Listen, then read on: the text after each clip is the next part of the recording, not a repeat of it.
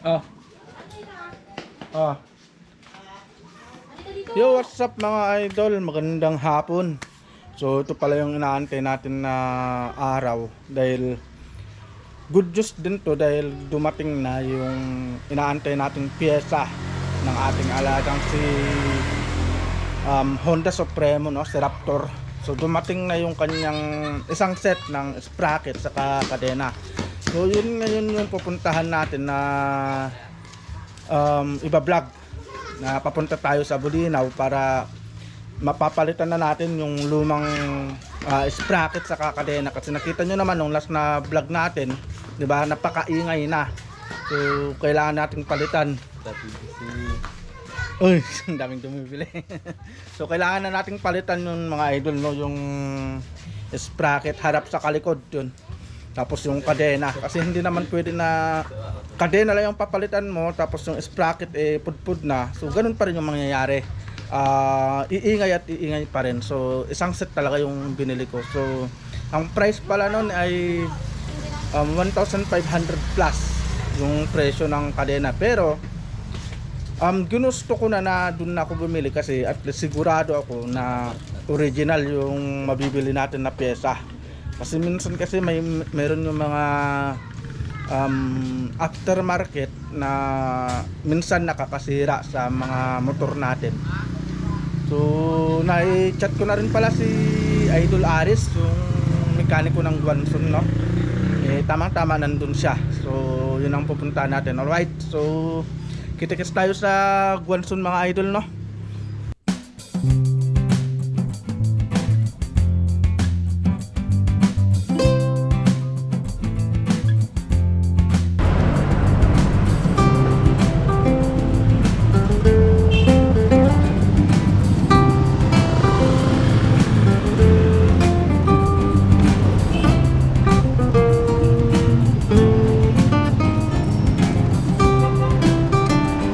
Alright mga idol, no? So nandito na pala tayo sa Guanson. So kakarating lang natin.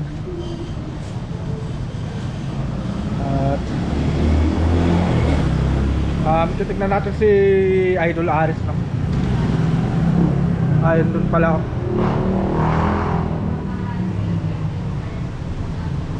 Ay sir, kakarating lang. Kaya pa kaya? Kaya pa kaya? Kaya? But lahat talaga kakayanin eh. Siyempre. Ayan. Relax mo na. Oo. Tapos ko rin lang kumain. Sige lang, okay lang. Hindi naman tayo naghahabol ng oras ngayon.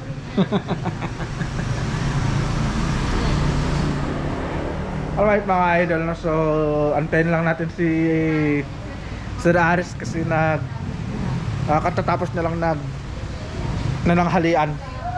So papahinga lang siya muna saglit. Hay, sana nga maging okay na tong alaga nating si Raptor na pula, no?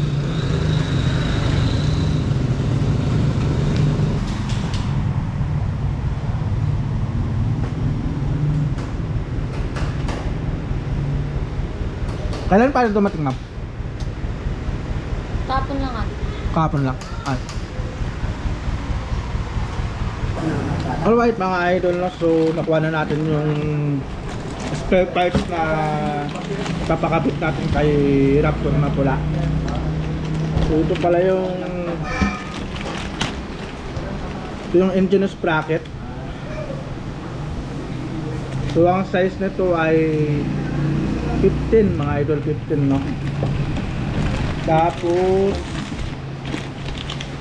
ito yung rear sprocket nya sa likod. So ang size pala nito ay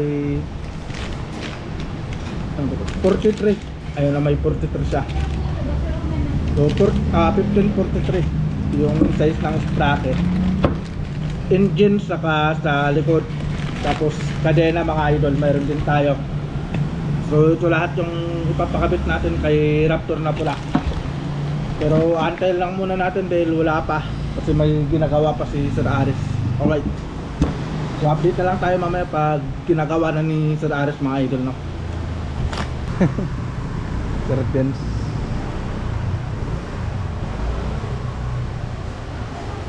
Salamat ka. Ah, sige sir. At sila sir pala yung nagpapagawa, kaya pagkatapos nila sir, tayo naman siguro. Hindi ko alam kung paano yung pila. So, sila sir pala yung nauna. O, pagkatapos nila sir, tayo naman. Taga Bulinaw rin kayo sir? Oh, taga Ah, Bulinaw. Bulinaw. May anda. Ay. Anda. Ay, so antayin natin na matapos yung motor nila sir, tapos tayo naman.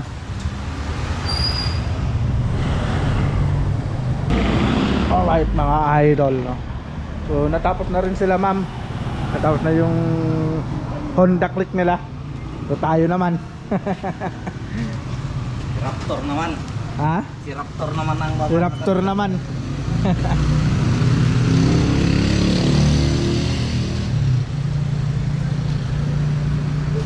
Bala ko sanang i-single na to kahapon. Sir. Eh, sakto nabasa ko yung message mo. Ah, sabi ko, biglang bawi. Eh, pipinturahan ko na sana yung kulong-kulong niya eh. Yun.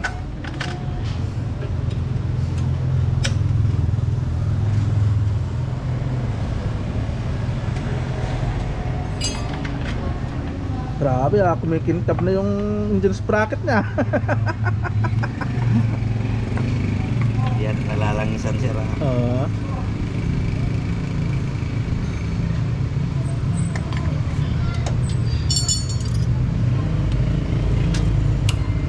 Ay, grabe ang lubog na pala.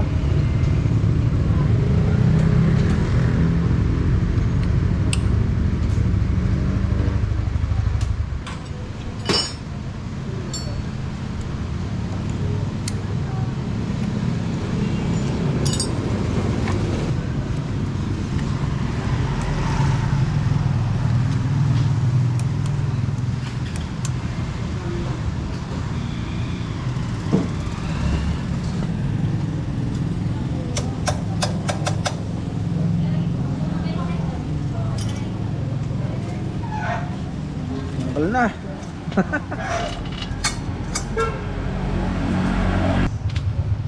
$15 yata yan sir. 15 tit. 15. 15 rin naman yata.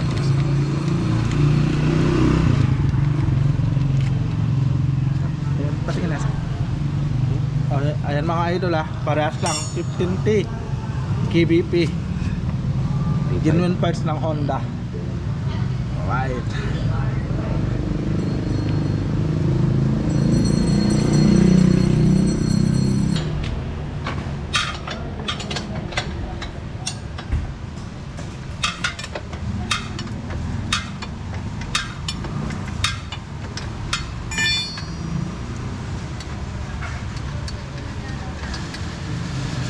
Nakatakot na ibiyahe ito ngayon.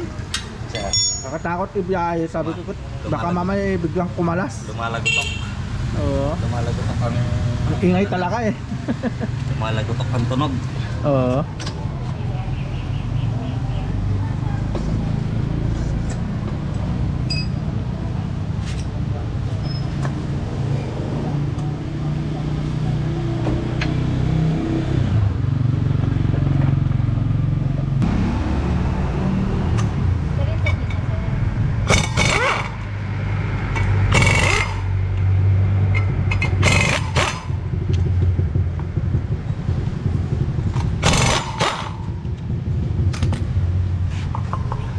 Thank you po.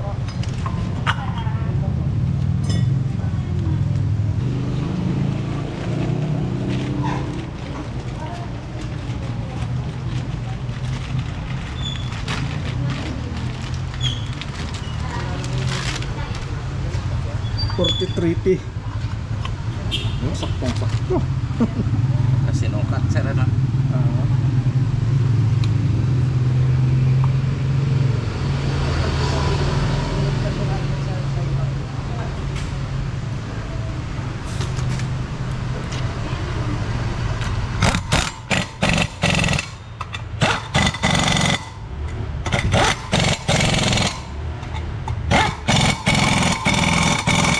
Parang napakasaya naman na pagmasdan mga idol, no? May bagong pyesa si Raptor na pula. So size pala na ito mga idol ha, 43T. So wala tayong binago sa size ng kanyang sprocket. Yung bearing kaya sir? Okay pa naman yung bearing niya, wala namang problema. Walang sa problema. bearing. Ayun, goods naman, wala namang kumakapit na. Siyempre sabay check up na rin para sigurado na. Para minsanan na, napaklas na rin lang. Ano. Kabaklas na rin eh.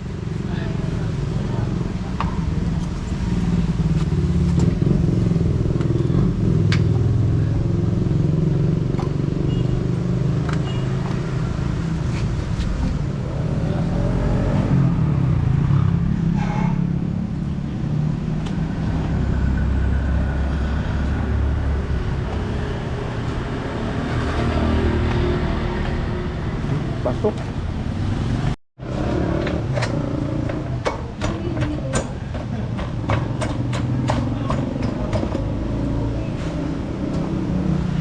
So malapit nang matapos mga idol. So mamaya i-road test natin. Tignan natin kung mayroon pa yung ingay o wala na.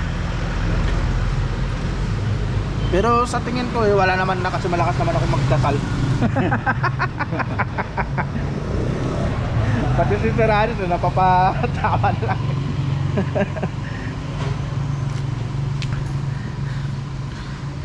Ito pala yung sinasabi ko sa inyo mga idol no, na pag ganito na may motor kayo ginagamit nyo sa pangkabuhayan, huwag nyo lang titipirin sa pyesa.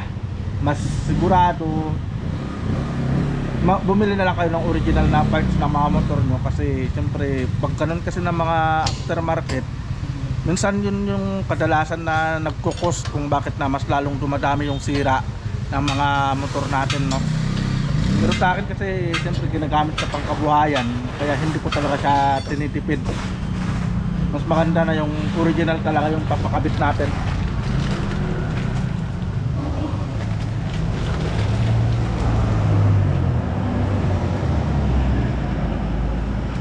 Babawasan pa yun sir? Hindi na sir. Hindi na. Sakto-sakto to sir. Saktong-sakto yan. Opo. Hindi na kailangan magputol.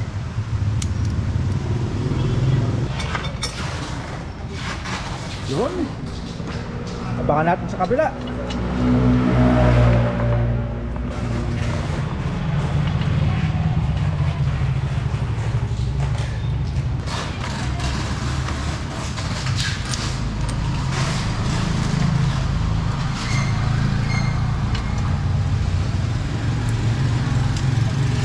Uy, bitin.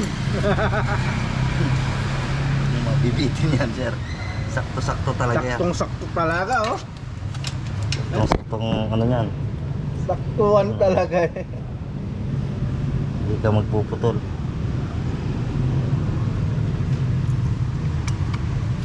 Yun.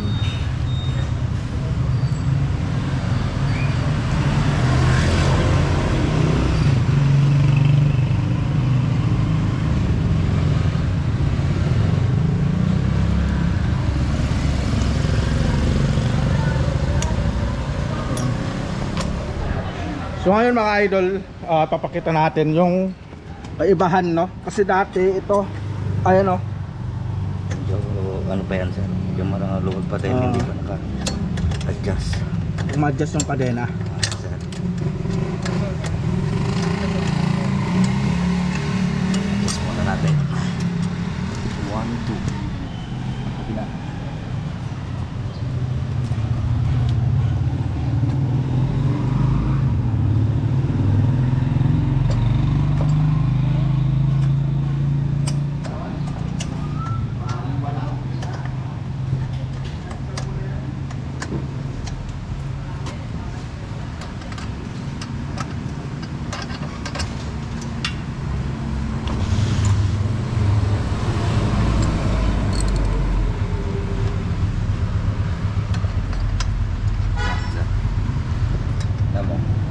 Hindi mo na makikila yan.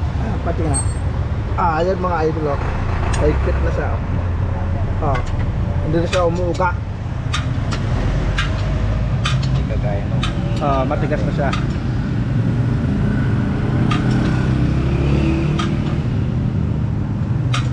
Hindi kagaya nung kailan nung nag-vlog tayo, nung nag-aantay tayo ng piyesa niya ni Raptor.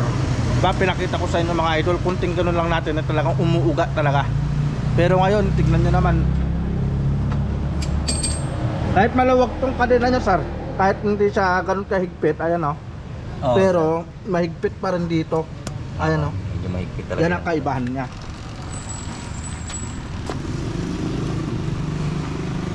Alright mga idol, no? So, natapos dun sa wakas. So, mamaya i-road test natin mga idol, no? Para titignan natin kung mayroon pa yung ingay niya. Ingay dun sa may kadena. Siyempre yun ang pinalitan natin. Kaya yun ang papakinggan natin. Yun. Alright mga idol, no? So susubukan pala natin tong si Raptor na pula kung maingay pa ba yung kadena niya saka yung sprocket. So sana nga ay nawala na yung ingay sa kadena mga idol, no? So susubukan lang natin saglit.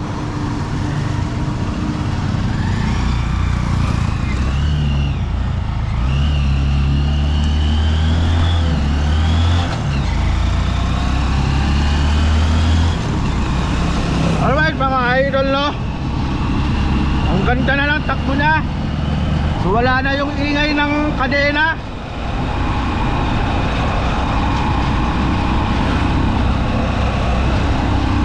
Pinong-pinaw na yung takbo niya mga idol. Hindi na siya maingay.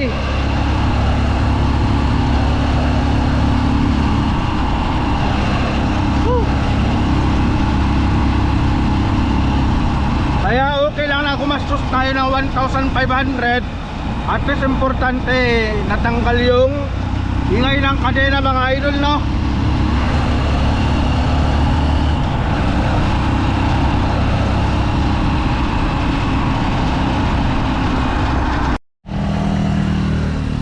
Alright mga idol, no? So nakita natin. So narinig na rin natin na wala na yung ingay ng kadena. Tapos okay na rin, pinong-pino na rin yung takbo niya. So pwede na nating i-long ride to mga idol si Raptor na pula. So dito na siguro matatapos yung vlog natin. At abangan nyo bukas kasi biyahe kami ni Mrs. papunta sa Alaminos. Alright, so see you po sa next na vlog natin mga idol.